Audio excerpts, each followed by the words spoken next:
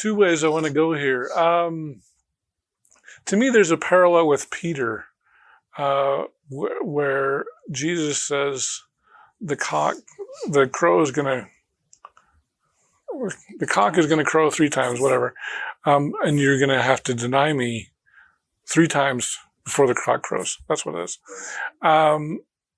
So the question is, was Peter weak, or was this another request of Jesus? Hey, I need you to lead my church after I'm gone. You have to deny me so that you're going to still be around. Is that a reasonable interpretation? Yeah, I mean, it's reasonable. It's perfectly fine. Another interpretation is that Jesus didn't ask him to do it, or didn't know that he was going to do it. Like Jesus prophesied, you're going to do this. It's possible that this is a later explanation. Because I think you said that Matthew was very anti-Peter, right? Yes, this would get into a huge conversation, discussion. But yes, basically what we have in the Gospels, and I detail it like every time Matthew mentions Peter, he kind of slams him or does little jabs or full on like you're Satan and you're going to be cast off to hell. Right. Over and over. It's in Matthew. So yeah, when that happens, Jesus is saying, "Get behind me, Satan," and he's very zealous and he wants to jump out and walk, but then he has no faith. He sinks. Off the soldier's ear. Yeah, he's erratic. He's he's not. He doesn't come out looking good in Matthew. And if you just take the other Gospels away and then just take Matthew and show everything he's like saying about Peter, where like it says that there's one instance where a little kid is brought to Jesus in Matthew, I think 18, brought to Jesus, and then the apostles and Peter's there, and they say, "Get this kid out of here! Like, don't bother Jesus." Then Jesus said, "Anyone who puts a barrier between me and the children is a scandalon." There's that word again. Scandalon is a stumbling block, and should be put a millstone around their neck and should be cast. Like, they should die. Don't mess with the children. And so, what happens? The very next chapter in Matthew 19, another child is brought, and Peter does the same thing. The apostles and Peter does the same thing. And I think Matthew, and then there's let me back up. There's a parable that Jesus gives probably 10 chapters before that. And that is the seed that they plant, right? It falls like in the rocks and it springs up, right? The rocky ground, all of those words, rocky ground, kephas, this means rock or stone, and it's Peter, right? Right. You have the word scandalon, is stumbling block, in that parable also. And so some think, like Mark Goodacre and others think that parable in Matthew is about Peter because he does this. It says those who are zealous, they spring up and then they lose faith. That's exactly what Peter's doing all the time. He gets really zealous. He's like, "Oh, I will never betray you." And then Jesus says, "Yeah, you will." And Jesus tells the apostles to stay awake when he goes into Gethsemane. He comes out, they're all asleep, but he doesn't address all of them. He turns to Peter and he says, "Have you no faith?" And he's like, Peter does it 3 different times. Every single time, Matthew just blasts him. And then there's the denying 3 times. In Matthew, the author of Matthew says that Jesus in that gospel says, "Do not swear an oath. Do not oath take, especially not with people you shouldn't be doing it with." And so when that very setting, when Jesus is inside refusing to take an oath with Caiaphas, that same time Peter is outside and he says he takes an oath and he denies Jesus.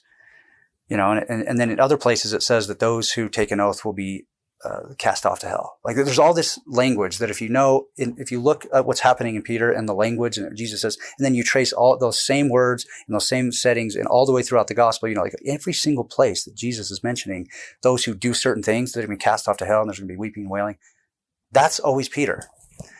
Right? So there's a reason why I get into my book. There's a reason why, and we can talk about it a little bit later in a segment, but why Matthew does not like Peter. Because then what I do is I bring in Luke. I say, okay, what is Luke? We're assuming that Luke is written after Matthew. This is a debate, huge debate in biblical studies of which one came first. But Mark Goodacre at Duke, who's a synoptic problem scholar, he's arguing, I think in a recent book that is coming out, that Luke came after Matthew. Because what you can see is where every time where Matthew criticizes Peter or makes him look bad, Luke comes along and touches it up. He either removes Peter or he moves, he doesn't call him Satan, like every single time. And he's trying to soften that view of Peter. So yeah, they're fun topics. And some of my reviewers like, man, that's like, I don't like that. Like, why should we revere Peter then? Like you're destroying the entire foundation of the Christian church. I'm like, well, it's not really saying that. I'm just saying that that's what Matthew is saying. I'm not saying Jesus actually called him Satan and said he's going to be in hell. That's what Matthew is saying that Jesus said. The author of Matthew, right? So. Well, because there's another story about that I've heard that Jesus' brother James was the leader of the early Christian movement. Yeah. And the implication is, and I'm trying to remember, I think I get my stories mixed up. I believe it's the story where Paul and Peter are having an argument about circumcision, and they go to James to solve the argument, I believe. And so that kind of makes it sound like James is in charge of the church. Mm-hmm. Yeah. His very brother. So, and when you think about it, his brother would make a lot of sense, right? Because he's the brother of Jesus. Why would Peter be in charge? So was James the original leader and not Peter? I mean, it certainly looks that way in Acts 15. Do you want to do that? Okay. Do you want to talk about the Jerusalem Council and that whole issue? Yeah, let's do it. Because, and there's why this is important. This is one chapter that I'm going to write an academic book in terms of for scholars. I deal with it in one chapter of this book. I'm going to expand it to an entire book and go deep and overturn every stone to argue this. But my argument is, and it takes me an entire class period with my students to show them what happened starting in the 50s to the 70s. It was continuing in the 70s. This generation is when the Gospels were written. What was going on during that generation? So you're saying it's earlier, because most people say it's more like 90s to 110, right? That's pretty late. But 60s, 70s, and 80s.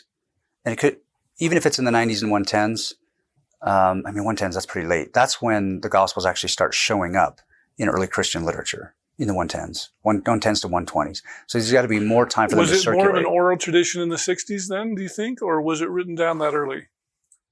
I think it's possible that it was, at least Mark was put down in the 60s when the war was going on, because there's all kinds of evidence that the temple's destruction, he's referring to the desolation of sacrilege. So most people want to date it to the 60s. But even if it was in the 70s or 80s, that's the generation in which the Gospels are written. So my question in the book is, what was going on in that generation that influenced the writing of the text? And it's exactly what you're talking about, this debate.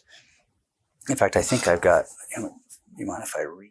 Yeah, go ahead. Absolutely. Because this explains, this is this is a quote from one of my friends, Gary Rensburg, who actually wrote a chapter in that other book that we didn't mention.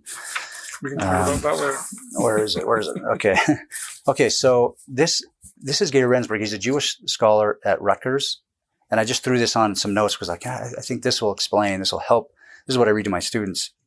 He's talking about the book of Genesis, but it's an analogy and it applies perfectly to the Gospels. And he's arguing that Genesis was written much later than the time of David, even the time of David. But here's how he explains it. And we can just substitute the Gospels. Genesis was written after King David? Way after, yeah. Okay. We're talking about 600s, even 500s. And there's lots of crumbs in the text, left in the text, different words that are contemporary to that time period, different references that wouldn't have been placed earlier. Anyway, there's lots of different ways scholars date it, at least Genesis' final form. Wait a minute. That's after Lehi, right? Mm-hmm. Yeah, after Lehi. Yeah. Earlier, so even Isaiah, even first Isaiah references, I think, Sodom and Gomorrah or Abraham. So these traditions, they probably know about these. But in its final form, final redacted form, we're talking exilic period after, right? And that's the argument that he makes. And I've got whole lectures on that too. It's fun. It's pretty compelling. But here's how he explains it. He says scribes wrote. So in this, you could substitute that with the authors of the Gospels. Scribes wrote a national epic incorporating all of the earlier traditions back to Abraham and embedded into that narrative anticipations of the present. So he says, that is to say, there's a social, religious, and indeed political message in the book of Genesis. And then he says, or in other words, these scribes tell the story about the past, but reflect upon the present. This was a major accomplishment of the anonymous authors in Jerusalem who created the book of Genesis, or in this case, the gospel writers who wrote their gospels. This technique is well known in world literature. Take, for example, from film, the movie MASH. The TV show, but there's also a movie written in 1969. It tells the story of American troops during the Korean War. But as all who see that film know, in essence, it is about another land war in Asia, the one still raging at that time in 1969, which was Vietnam. Right? The anti-war, pro-peace stance of the lead character, Benjamin Franklin Hawkeye Pierce, reflects the present, which is the late 60s, but is anachronistic for the early 50s. See? So, and that's the case. I just want to read that. I share that all the time because when someone says, are the Gospels historically reliable? I say, yes, really reliable in the time period in which they were written, for that time period, the 60s, 70s, 80s. And so the argument goes, and I can give you, I'll just get this. There's a few references I want to mention, but basically here's the argument. When Jesus died in the late 20s, sometime, all the way until the 50s, what was happening to the movement? Well, James is in Jerusalem. This is a Jewish group. And then sometime in that time period, Paul who's a Pharisee, joins the group, joins the movement. And then he goes out and he takes the gospel to every nation, right? Like this is Jesus' charge. He goes out. The problem is that it takes 20 years for this debate that you mentioned, and we'll bring up again, occurs. The debate comes up because he's converting Gentiles in Corinth and like in other places, in Greece, in Rome. He's converting them, but they're not moving to Jerusalem. They're staying there. So there's not this interaction between Jews and Gentiles until later, right? Okay, so what happens is there's this time period, there's this event around 50 where in Antioch, up in Syria, Paul happens to be there, and then Peter and Barnabas are there. This is in Galatians. And they're going to have a meal, and Peter and Barnabas sit with Jews, the Jewish followers of Jesus.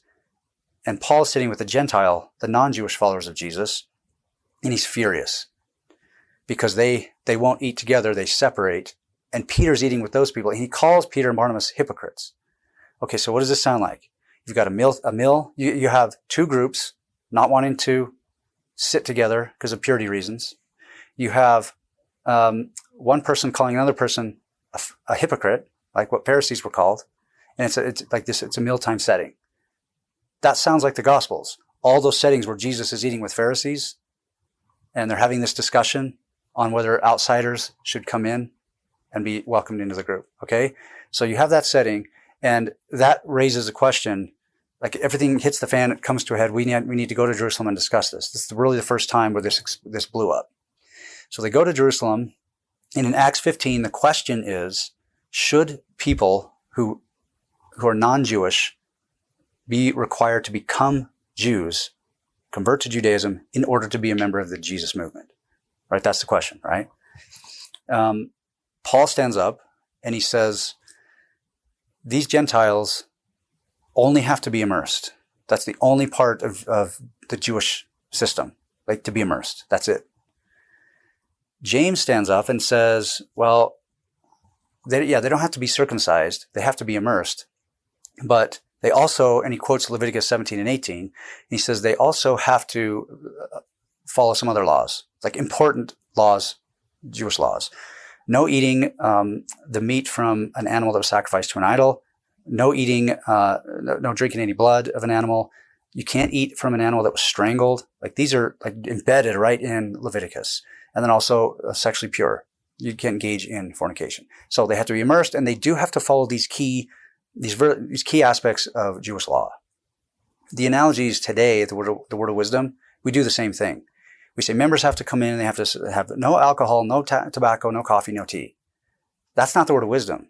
Those are just the things that we've pulled out of the word of wisdom and that mean the most important to us. They're boundary markers for being a Latter-day Saint. for James, that's those aspects, right? So then you have, do you know, if you asked Latter-day Saints, I'll even ask you, who's the third party? Who's the third person or the third party that stood up and gave their position? They got the floor, they got the microphone, and they got to give their position. Do you remember? You're talking about this Jerusalem council? The Jerusalem council. After Paul, after James, somebody else stood up and got... After James? Yeah. Not Peter? No, Peter's probably with James, like the way that Peter... Because what I remember is, it's the showdown between Paul and Peter, and I thought they went to James and said, what do you decide? And James agreed with Paul. In Acts 15, the Pharisee followers of Jesus stand up and they give their position. And so we'll talk about the Pharisees in a minute, but this is one piece of evidence that I think the Pharisees and Jesus were very close, very cordial. Not all Pharisees, but the Pharisaic system and the Jesus movement came out of the Pharisaic system, or they were Pharisaic type Jews. They followed the Pharisaic rulings. Okay. This is one piece of evidence. The Pharisees, the reason why I think the Pharisees had a seat at the table and were given, the microphone, I keep saying the microphone, so to speak, is because they had a sizable following of Jewish exclusive Pharisee followers of Jesus. So what do they say? They say, no, they have to be circumcised, they have to be immersed, and they have to follow the entire law, the whole law. And the Greek word used for that council is stasis. It means like, it's translated dissension, or it's like, but basically that word means riot. There's a riot. Because when they side with Paul and they say, yeah, you're right, they don't have to become Jews, they just have to be immersed. This alienates both and even alienates Peter,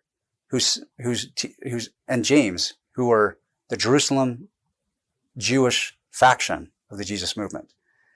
And it alienates the Pharisaic aspect, the Pharisaic sector, right? The group. Because they wanted them to be circumcised. Because they were Jews. I'm like, they're saying this is a Jewish movement. And let me just give you some references because I put them down here. So I didn't want to forget. So in Leviticus 10, it says, you are to distinguish between the holy and the common, and between the unclean and the clean. Pharisees are followers of Jewish law. Okay, so they're thinking, we can't just have Gentiles come in and bring all of their pagan impurities and their culture of idol worship, and they're not following Jewish law, so they're going to contaminate an impurity when we sit down and eat, or when we're in our meetings, in our houses, like in the mealtime symposia, the mealtime setting. We can talk about that, but they're going to contaminate everything. In Genesis 17, it says, according to in Genesis, I just pulled some text from this. It says, God commanded, in Genesis 17, God commanded all of Israel to be circumcised. He also commanded all male foreigners who wish to enter the covenant to be circumcised. It's foreigners. Otherwise, they shall be cut off from this people. Pharisees also know that. In Exodus 12, it says that any foreigner residing among covenant Israel who desires to participate in Passover and eat with Israelites must be circumcised. This is the entire Pharisaic and Jewish way of life. Ever since the days of Jesus, like 20 years ago, we were a Jewish group. We followed Jewish law. Even after Jesus died, you have all of the apostles in Acts going to the festivals, celebrating on the Jewish Sabbath. Paul in Acts 21 goes and sacrifices on the Day of Atonement. This is after Jesus died. They're still living Jewish law. The Pharisees are living Jewish law. This is a Jewish group. And the minute they decided to side with Paul, that now this is like a strange conglomeration of like... When you say they, you're saying that James and Peter sided with Paul and said they don't need to be circumcised. They eventually sided with, they leaned towards Paul's side. For Gentiles, not for Jews, other Jews. Right? And so it infuriates the Pharisees. The reason why I bring all that up is because then if you go look in the letters of Paul that post-date this council in 50 CE, he's furious. Because he says, like in Galatians and other places, he says, these people from Jerusalem, these circumcised people, he's talking about Jesus believers. They keep beating me here, and they keep coming here and telling you to be circumcised. And he says, and in one place in Galatians, I think it's Galatians, he says, I hope they slip at the knife and accidentally castrate themselves. He's furious. He calls the Jerusalem apostles, he calls them false apostles. He says, he doesn't say James and Peter. He says the leaders in Jerusalem are false. They're so-called apostles. Right? Then there's some other places where Paul, and in Corinthians and some other places where Paul says, he's speaking to a crowd and he says, look, you guys are following after Peter and you guys are following after me. And he says, some of Apollos. Yeah, he's saying that there are factions. We know that there are factions. We know he's furious. And then in some of his letters, he says, it's strange because he says, guys, I didn't go to Jerusalem. I did go to Jerusalem for one time. And when I was there, I only stayed for 15 days and I never met with the apostles. That's strange. Why is he saying that? Unless a big rift happened between the Gentile inclusive faction of the Jesus movement, who were fighting against the Jewish exclusive faction of the Jesus movement. And when Paul's now traveling around after that decision was made, and Pharisees and or Peter and James and others, probably the Pharisees who are mad about this as well, they're also going out around and they're telling people you have to be circumcised. And Paul's like, no, they keep coming from Jerusalem and telling you this. You don't have to be circumcised. And they're so-called apostles. And I haven't talked to them. I didn't get my gospel from them, he says. I didn't get my gospel from them. And my question in the book is, why is he saying that? Why is he trying to reassure his Gentile audience that he didn't get his gospel from them? He hasn't associated with them. He never goes to Jerusalem. And when he went to Jerusalem, the one time he only stayed for 15 days and didn't meet with the apostles. It's because he knows that this rift has become so bad that his Gentile followers of Jesus don't like the original apostles. That's become so contentious, right? And so the discussion we had earlier about why Matthew criticizes Peter over and over and over again in his gospel. That's because Matthew's written after the Jerusalem Council, when all of this is raging. He slams the two main people that he criticizes, Matthew, are the Pharisees and Peter.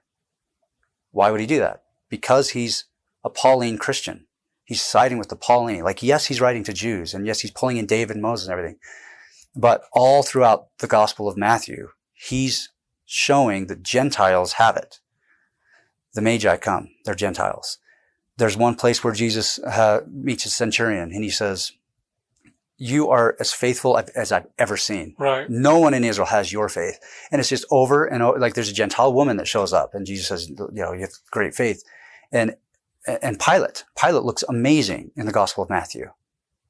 I wash my hands. Yeah, well, it's you guys that wanted to kill Jesus. We'll talk about Pilate, but why is it that the gospel that is Pauline, in my argument, that's pro-Gentile, because he's a Gentile inclusive faction, who's giving a nod, hat tip to all of the Gentiles. They have all this faith, and it's Jews and Pharisees who are just rotten. They're going to be in hell. That's because it's written after the Jerusalem Council in the 60s, 70s, 80s, whenever it's written, when this debate is raging between Pharisees and the other Jewish exclusive faction and the Gentile inclusive faction. Now, can you explain to me, because this just seems so foreign for Christians, I guess, why is it that Jews would not eat with Gentiles? Because, like, I've eaten dinner with Jews before, and maybe they were bad Jews, I don't know, but it seems very discriminatory or something in our modern lens. But in the days of Jesus, it was more of a purity thing. Is that why?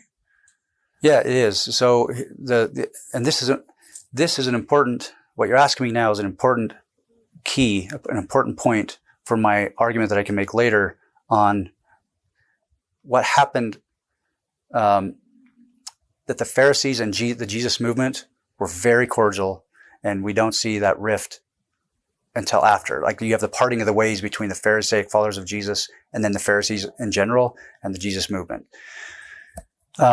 So one of the key aspects of that relationship, if we go back into the days of Jesus, into the late 20s, is this mealtime symposia. Like, right. What is this? There's the Greco-Roman, the philosophers did this. They would eat together and they would have a symposium where they would debate the philosophy, like they would have philosophical debates. But they're not meeting with their opponents. This is an in-house. This is a community friendship where the philosophers, debate. It seems like there's an old Jewish saying that says if you have two Jews meet together, you'll get three arguments. Three opinions, three arguments. That is the story of early Judaism and rabbinic. The entire rabbinic corpus of rabbinic literature, the Talmud, the Mishnah, all this is one long debate. It says this guy debates this, these two debate this, and the rabbis finally had to come to this decision. It's all over the place. So the Jews adopted this practice where you have this, especially the Pharisees, where you have this mealtime symposia, and Ben Sira and other Jewish texts talk about this. And so we can add the Gospels, we can add these other Jewish texts. The Mishnah, that's the earliest rabbinic text, postdates Jesus by like maybe 100, 150 years, talks in detail about these settings. What happens is you would get these people together, they're from the same community, like-minded, and they would have guests of honor. And they would bring a guest of honor, and they would sit at a table, and this is in the Last Supper, like this is in the New Testament as well. But the guest of honor would sit, and then you'd go in descending order. Like your best students would be closest to you if you're the host, and they would go in descending order. This is why Jesus says, if you go to the mealtime, you don't sit up at the top, because then you don't sit by the host, because then you'll look foolish if he tells you to move down. Sit at the lowest, and then he can tell you to move up. The last shall be first, those kind of things. Like he is humble, exalted. So the symposium was, you would eat, and before you would eat, you would have some sort of purity. You would either dip in the mikvaot, one of the mikvaot, the mikvah, or you would the host might wash their feet and their hands. He might anoint their head with oil. It's just whatever the host wants. And there's practices of this. And we know, so Jesus does this all throughout, not all throughout, but some places in the Gospels, especially the Last Supper, he does this. He washes their feet, and he talks about being cleansed and being washed. That's a pre-meal ritual. Then you would eat with friends, and then after, you would debate the law. If you understand that, you can see how when Pharisees, like 4 or 5 times in Luke, are inviting Jesus as a guest, an honored guest, to their mealtime, what do? They eat, and then they debate. And what do they usually debate? What do we do with people who've removed themselves from outside the house of Israel? Tax collectors, prostitutes, like all these people, like non-Jews, and then Jews have removed themselves out who are not living the law. They've removed themselves from the covenant of the house of Israel. What do we do with those people? Jesus. That debate comes up all the time. Like there's 5 or 6 different times where the debate comes up in the mealtime setting, and then also in other settings. It's the same debate all the time. So if Jesus did have debates with Pharisees, that was the debate. And Pharisees are saying, in fact, let me just show you, I'll just so everybody has the references. I could quote off that. Okay, so the Pharisees asked Jesus, this is in Luke 7 and Matthew 11. They ask Jesus, you're bringing these people in. Are you a friend of these people? These sinners? Sometimes you use the word sinners. Other times other times it's like these other like prostitutes. Like there's different words, but usually it's sinners. Are you friends with them? This is in line with what we learned from the Mishnah and from other texts, that this is a friendship group. This is not a hostile. Pharisees didn't invite Jesus to dinner so they can entrap him and like try to kill him. They invited him over and over and over because they see him as an ally.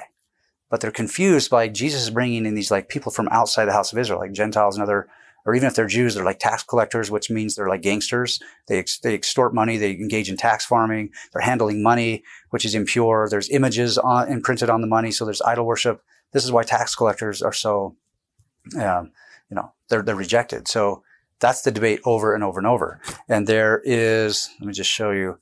Okay, here's the wisdom of Ben Sira. I pulled this just so that your listeners could hear it. This is a 2nd century BCE text. Let your conversation be with men of understanding, and let all of your discussion be about the law of the Most High.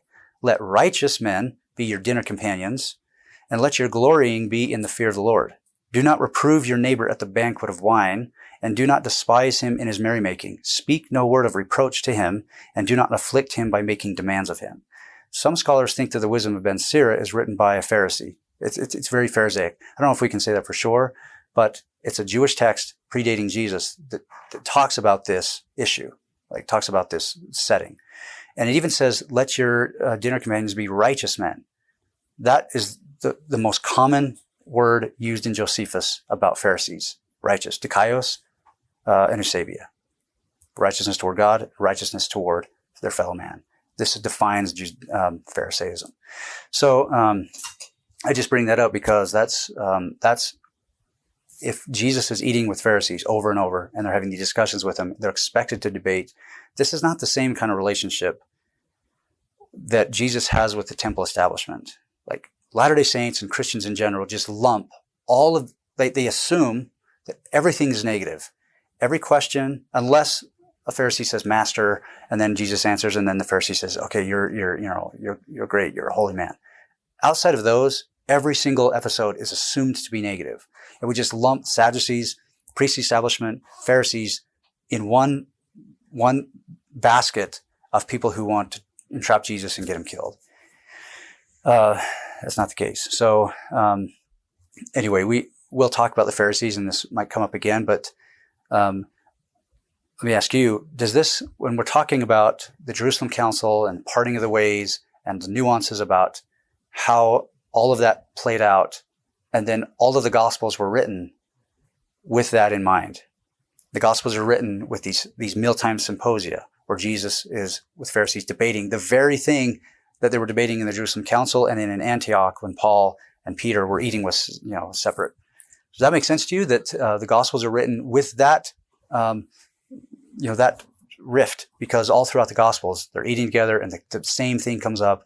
A Gentile woman approaches Jesus in a mealtime setting, and he says, I've not come to Gentiles, I've only come to Jews. So I can't deal with you. And so then she falls on her knees and she's like, please.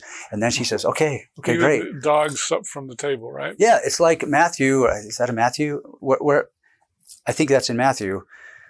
Again, here's the writer of that gospel trying to make a political point against Pharisaism, putting it back on Jesus, saying Jesus welcomed Gentiles, even when he said he was coming to teach Jews, like when it mattered, especially in relation to the Pharisees. Like he's saying, like, invite them in.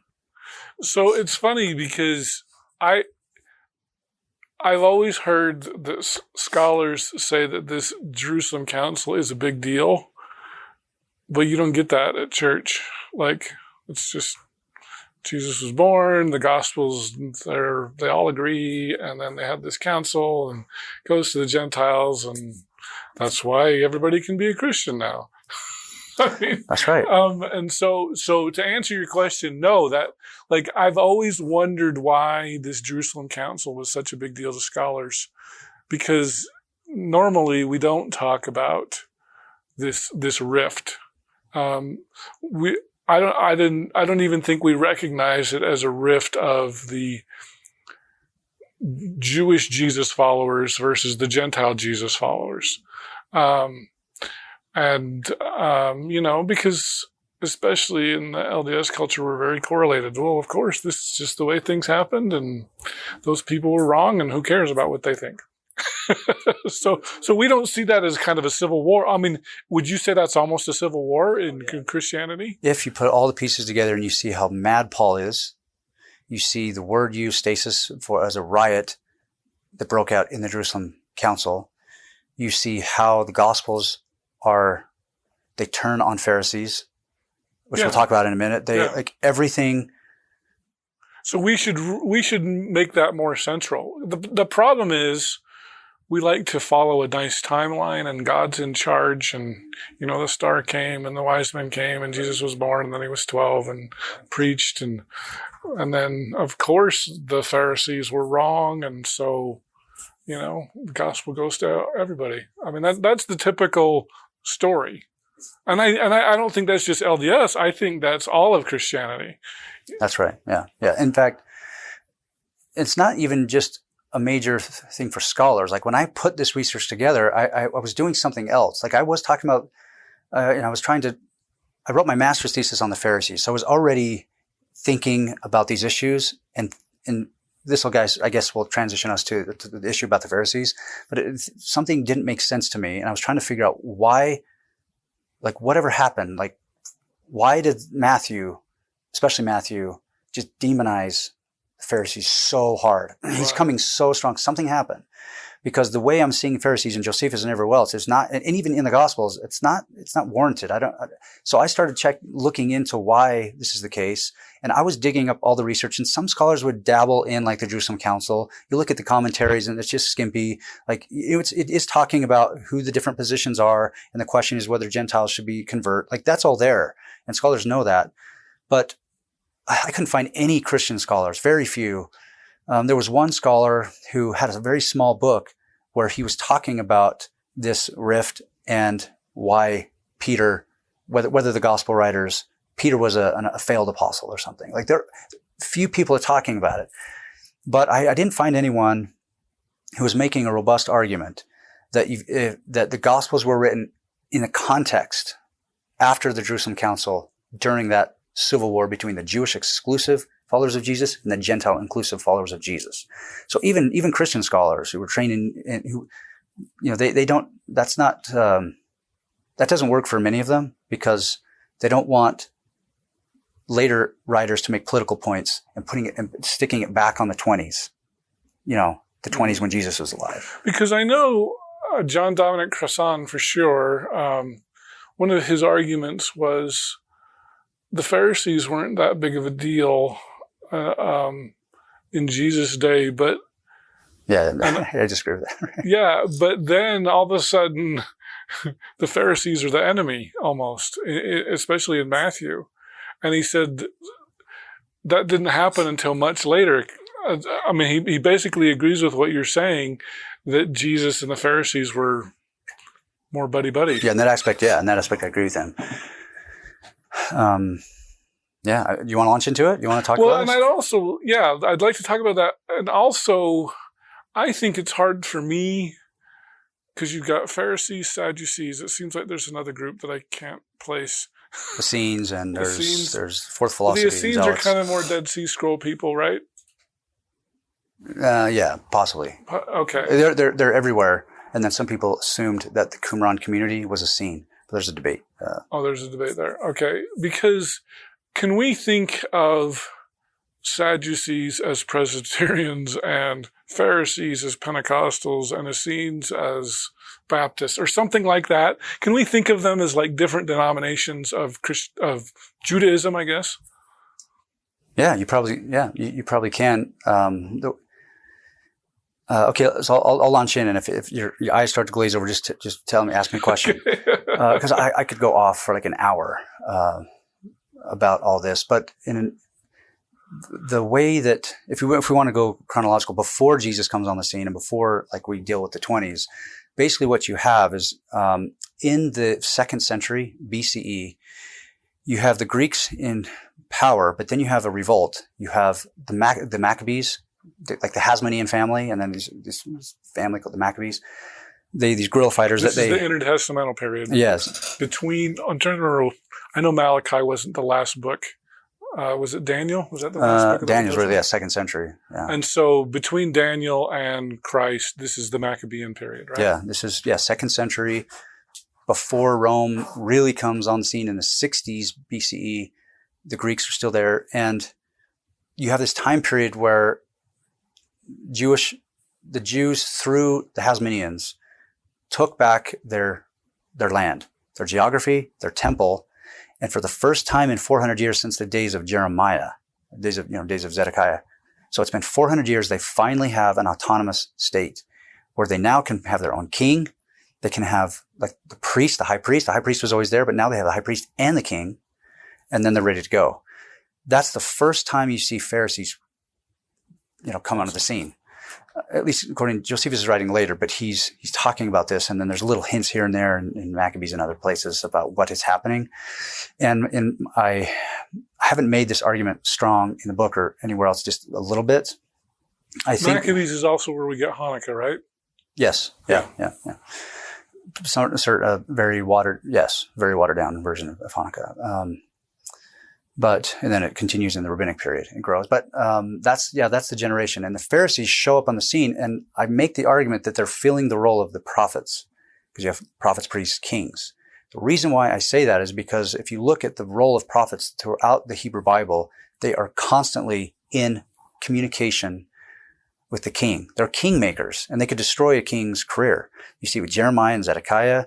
You see it with Isaiah and Hezekiah, Samuel and Nathan, with Saul and David, and the list goes on and on. And so the Pharisees come on the scene, and they are immediately checking and criticizing, and sometimes aligning with the Hasmonean kings.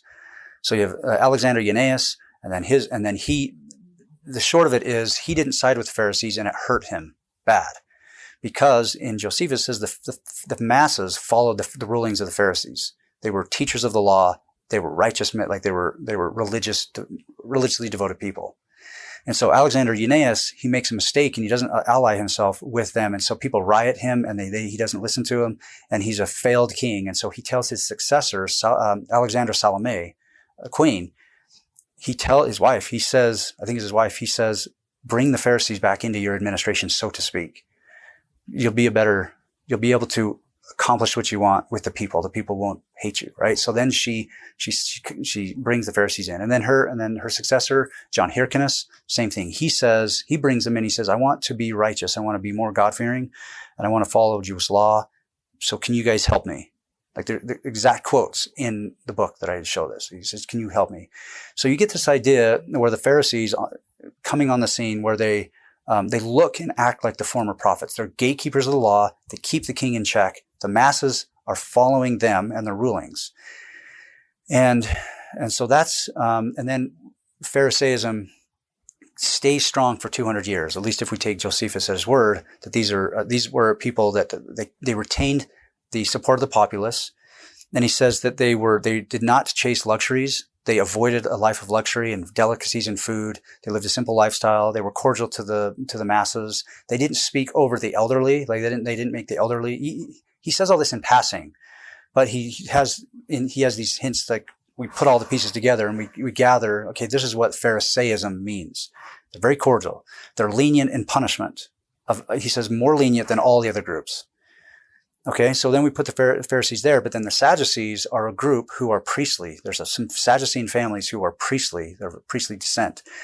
And what happens is they come from Zadok, or Zadok.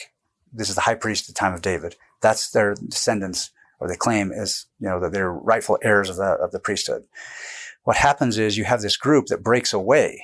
They move down to Qumran by the Dead Sea. This is the Dead Sea sect who wrote the Dead Sea Scrolls. Well, mm-hmm. Maybe the Essenes. Maybe the Essenes. Most people say they're the Essenes, but the reason why I say that, okay, maybe they were Essenes, but they called themselves something else. They called themselves the sons of Zadok. Saddukim, sons of Zadok, we are Saddukim. That's where we get Sadducees. Like we are the sons of Zadok, sons of Zadok. So they're calling themselves Sadducees. But basically, they write a letter. This is in the Dead Sea Scrolls. It's 4QMMT. K4, the Miksat Ma'aseh HaTorah. In Hebrew, it's the precepts of the Torah. They write this document about, here's how the law is to be, here's the law, and here's how the temple should be conducted. They write this letter to the Jerusalem sect, Sadducees, and they say, we're right. You guys are following this other group of people. He doesn't say Pharisees, but they're the influential group in the time. He says, you're following the rulings of these other groups of people, and we hate you. Here's a letter explaining why we hate you. And by the way, that's actually a Jewish, kind of whenever synagogues split away, you write a letter like, this is why we hate you. This is why we're breaking off. Like, we have that letter, and then we have the Miksat Ma'aseh HaTorah, 4QMMT. But so you get a sense that now here's the Sadducees, who are a priestly group who are now forced to follow the rulings of the Pharisees. But everyone hates them. Everyone. The Pharisees hate them. The populace hates them. It's in all over Josephus. The Sadducean and the other priestly establishment that might not be Sadducean, they're not popular like with the masses. We have riot after riot after riot in Josephus, and sometimes like in even in the Gospels when they're in Jerusalem, and it says the people, they feared the people. So that's I mention all that to show that there's these different groups, And there's this power struggle. And now if you want to hear my argument about, the Pharisees and Jesus that I make in the book, a lot of this will come together. When Jesus comes on the scene after he's baptized and he starts his ministry, we notice that there are Pharisees that are following him around. They're constantly around, right? And the default explanation for Latter-day Saints or most Christians is what? Like what's the nature? To trap him all the time. That doesn't make sense to me, though, that you would have, and Matthew does this all the time. Matthew formulaically puts Pharisees and Sadducees together, traipsing around the Galilee, following Jesus on the Sabbath in a cornfield, saying, "You can't eat that corn; it's the Sabbath." That's hyperbole. Like that's a literary. He's got some rhetorical literary goals. The Pharisees are not hanging out with the Sadducees. Josephus makes this clear that they're enemies. And even in Acts, Paul's put up there in the Sanhedrin and he knows that they hate each other. And he mentions resurrection and then they have this big fight, right? Sadducees versus Pharisees. Because Pharisees believe in resurrection, Sadducees don't. They didn't like each other. And Josephus says that the Sadducees controlled the Sanhedrin, but they also had to have some Pharisaic, the notables among the Pharisees to participate. Why? Because they had the support of the populace. So that doesn't make sense to me that Pharisees are following Jesus around to trap him and to jab him and kill him. I see this as a cordial relationship. And the reason why I say this is because if I break down every Pharisee episode, there's 38 episodes, if I remember correctly, 38 different settings and episodes where the Pharisees are mentioned. They're mentioned 99 times in 38 episodes. So I go through and I analyze every single episode. And I find that more than half of them are very positive. They come to him, they ask him a question, they call him master. There's a very cordial thing. There's one instance where in Luke, where Jesus is giving a big sermon and a Pharisee steps up and interrupts him and then asks him to be a guest in a mealtime, in his, like one of these mealtime symposia. So Jesus leaves. What are the implications of all that? Number one, people supported the Pharisees. Like they didn't hate the Pharisees. Otherwise they would have been mad and rioted against this guy. Why are you interrupting him? They respect this guy. They let him interrupt. Then Jesus goes with him and everything's peaceful. And then now he's like, this doesn't represent all Pharisees, but that one Pharisee or whoever this Pharisee is eating with, he brings Jesus in. So I look at every single one of those episodes and I show that that half of them are positive. There's 17 episodes that appear to be negative. Like just from a superficial reading, we think, oh, this is a negative, there's some, contention here. But then I analyze them and most of those aren't. So another example is in fact, I've got the references. I couldn't remember. There's so many. Okay, this is in Matthew 21, where this is the last week of Jesus' life. Jesus goes to the temple, and it says in Matthew, it says the chief priests and the elders approached Jesus. They were going to arrest him. And it says that the populace saw Jesus as a prophet. And so the chief priests were scared. Remember that? So they left. They weren't going to arrest him because they feared all the people. And they sent back Pharisees to trap Jesus. Okay, that doesn't make sense to me because we know the relationship between chief priests and Pharisees. You're not just going to have Pharisees doing the dirty work of priests. Even if the Pharisees were aligned with the chief priests, why would the chief priests leave, send back Pharisees who everyone hates to talk to Jesus? Like the fact that they're sending Pharisees back means that people trusted the Pharisees. And Jesus is sitting there talking to them. Okay, in Mark, it's the same thing. Chief priests, elders, and he adds scribes. They do the same thing. They're scared of the populace. They leave. They send back Pharisees. In Luke, and Luke does this all the time. Luke's my favorite gospel because he seems to be more historically reliable. He writes more like Josephus. He's more sophisticated in his language. He's more nuanced. Luke has the same people approaching Jesus, the chief priests, and the same thing happens. They leave, and it says they send back men pretending to be righteous men. They send back spies pretending to be righteous. It doesn't say Pharisees, but all the other accounts say Pharisees. And we know that the word righteous is a common word used in relation to Pharisees. It's religiously devoted. It's the Pharisees. Like there's these people pretending to be Pharisees. Like every episode does this. Like the populace trusts them. Jesus trusts them. They're with Jesus all the time. So it starts to get, of those 30 episodes, it starts to get smaller and smaller and smaller, where you have this very few like core passages where it's like, Jesus is all out, you're a hypocrite, and you're a whitewashed tomb with a rotting corpse. It's very few. But all of the others, Nicodemus approaches Jesus respectfully and even sticks up, defends him. It's the Pharisees who, we know this from Josephus, that they're the most lenient in punishment. There's a guy named Sameas in Josephus who steps up, and Herod's trying to get someone killed. The Sadducees say this guy has the death penalty. It's Sameas, who's a Pharisee. He says, no, just whip him and send him on his way. It's excessive punishment. There's like 3 different times in Josephus where something like that happens, and it's always the Pharisee who sides with a more lenient punishment. In Acts, you have Gamaliel, a Pharisee, who saves the apostles. You have the Pharisees with Paul, as we mentioned. They come in, and the Sadducees like want a death penalty, and the Pharisees like, why? Just let them do their thing, and if what they're saying is real, then we'll see the fruits of it. It's always the Pharisees. Nicodemus is a Pharisee, and he steps up during Jesus' trial, and he says, shouldn't he have a better trial, like an actual legal trial? It's always the Pharisees. So you see where all this is going. There's riots all over the place in Josephus. The people riot, the chief priests and the Sadducees. It's everywhere. Not one time in all of the literature can you find a riot against Pharisees. Not one time.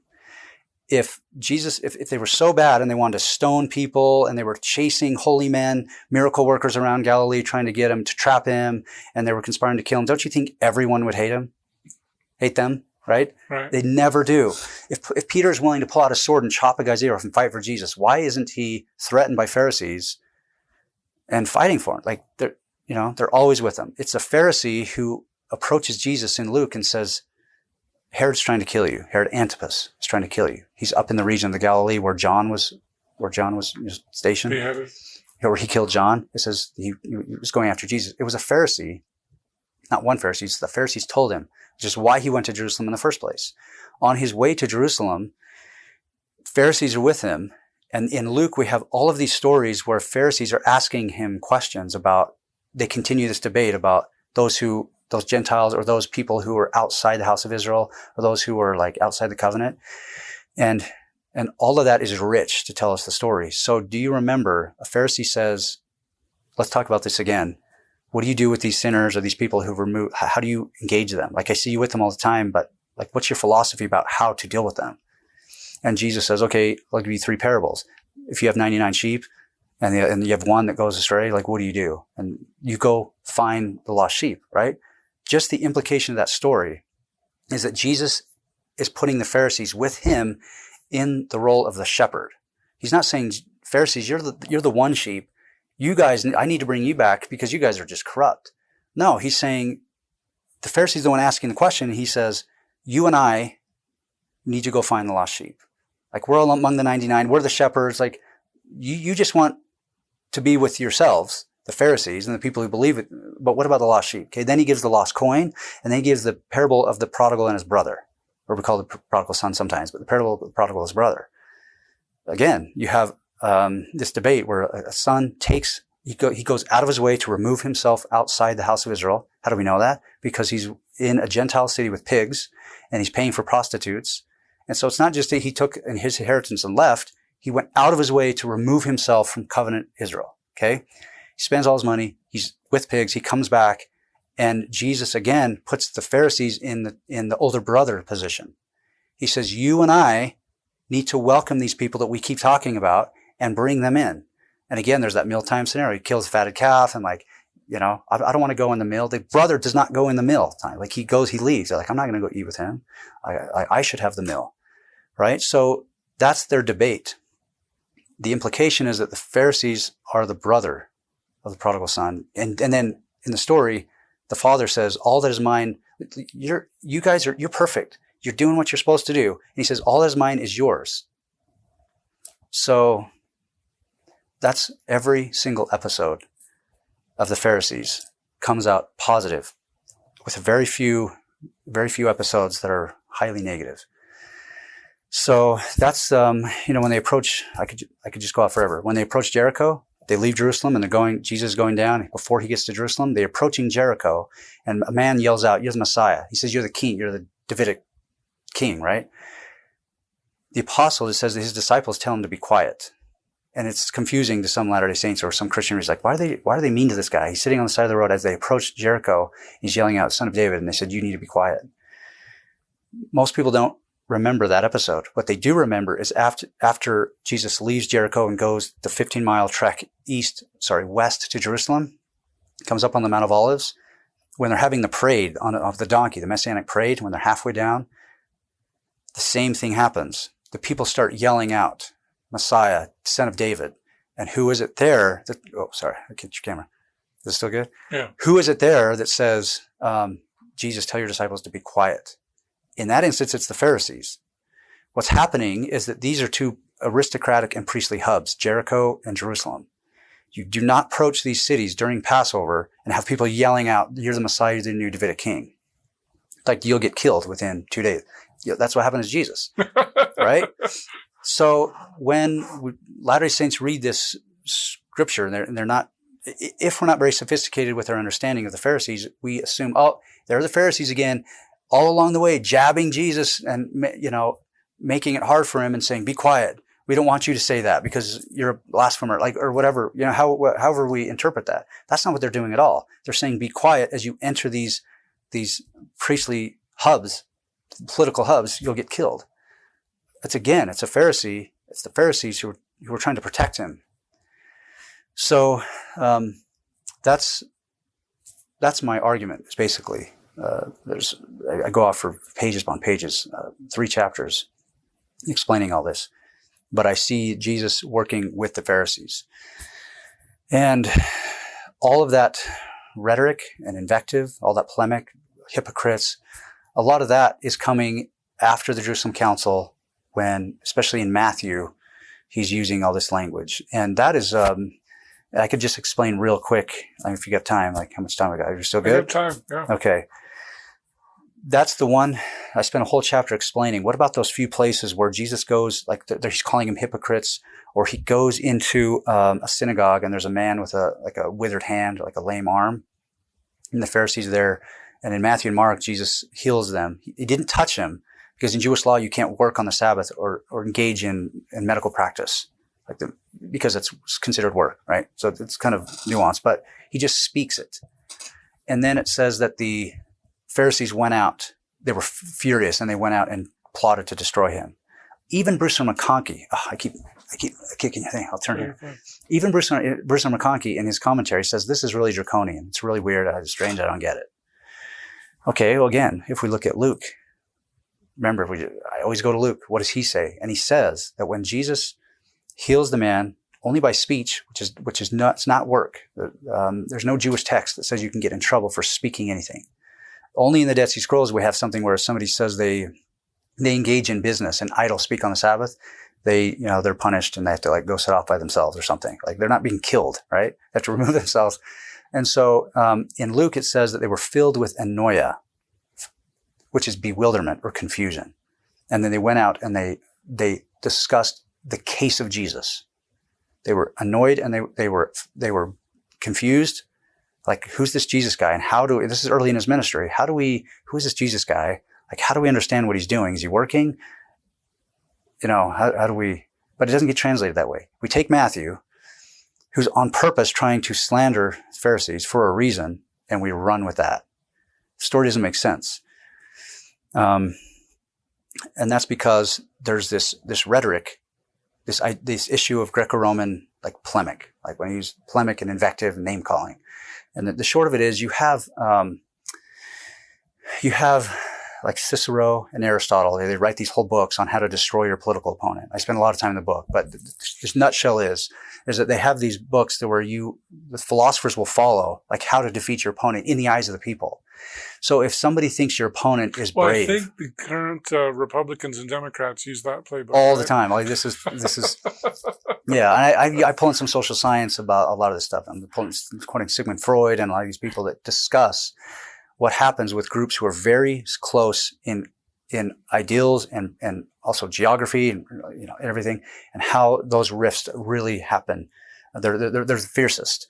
And then the language that gets used. And so you look at Cicero's book on oratory, like how to defeat your opponent. And they're saying you call them every name in the book.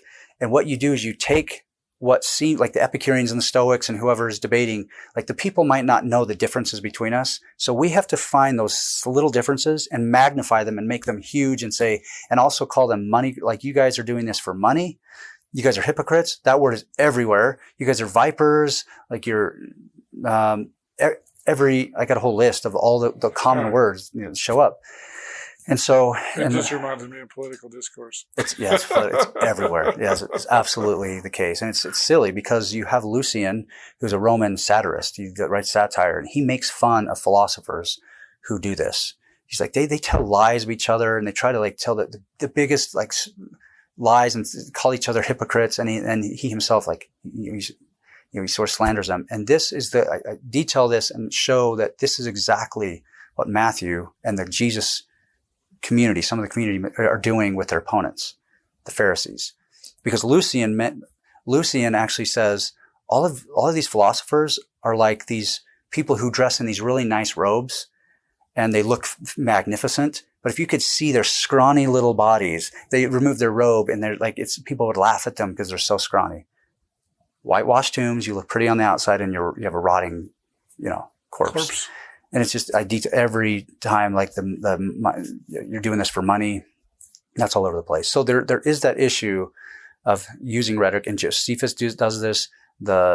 Paul does this. He's like, these Jerusalem people are dogs. I hope they castrate themselves on accident. It's everywhere. Apion, this guy who Josephus writes a book about Apion. Apion's this non-Jew who says, these Jews, you guys are like the laziest people in the entire Mediterranean region. You take Sabbath day off, and your Moses was just a charlatan. So Josephus is right back, and he just slams him, and he's calling him a hypocrite. So that's the setting, this rhetoric that's used in a contest.